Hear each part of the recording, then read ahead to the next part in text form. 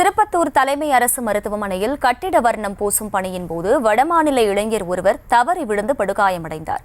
மருத்துவமனை நிர்வாகத்தின் அலட்சியத்தால் அடுத்தடுத்து நடந்து வரும் விபத்துகள் குறித்து நமது செய்தியாளர் நித்யானந்தனிடம் கேட்போம்.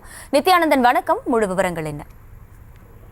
அகிலா, அதாவது திருப்பத்தூர் மாவட்டம் திருப்பத்தூர் தலைமை அரசு மருத்துவமனையில கடந்த சில மாதங்களாக GMS நிறுவனத்தின் சார்பில் 6 மாடி அடுக்குமாடி கட்டிடம் கட்டப்பட்டு வருது. அந்த கட்டடம் நிறைவடைந்த நிலையில வர்ணம் பூசும் பணியும் நடைபெற்று வருகிறது. அதுல பார்த்தோம்னா வட மாநிலத்தை சேர்ந்த தில்பர் வயது 29 என்பவர் வர்ணம் பூசும் பணியில் ஈடுபட்டு வராரு. இந்த நிலையில அடுக்குமாடி கட்டிடத்தில் கட்டப்பட்ட இரும்பு சாரம் கலன்று விழுந்ததால வர்ணம் பூசி கொண்டிருந்த தில்பர் 3வது மாடியிலிருந்து கீழே விழுந்து அவருடைய கை கால்கள் முறிவு ஏற்படுது. இந்த நிலையில அக்கம் பக்கத்தினர் வேலை செஞ்ச வேலையாட்கள் இவரை கூட்டிட்டு திருப்பத்தூர் அரசு மருத்துவமனையில் அனுமதிக்கப்படுறாங்க. அப்போ பார்த்தோம்னா அவருக்கு முதல் உதவி மட்டும் கிடைக்குது. அதுக்கப்புறம் பார்த்தோம்னா மேல் சிகிச்சைக்காக கிருஷ்ணகிரி அரசு மருத்துவமனைக்கு அனுப்பி வைக்கிறாங்க.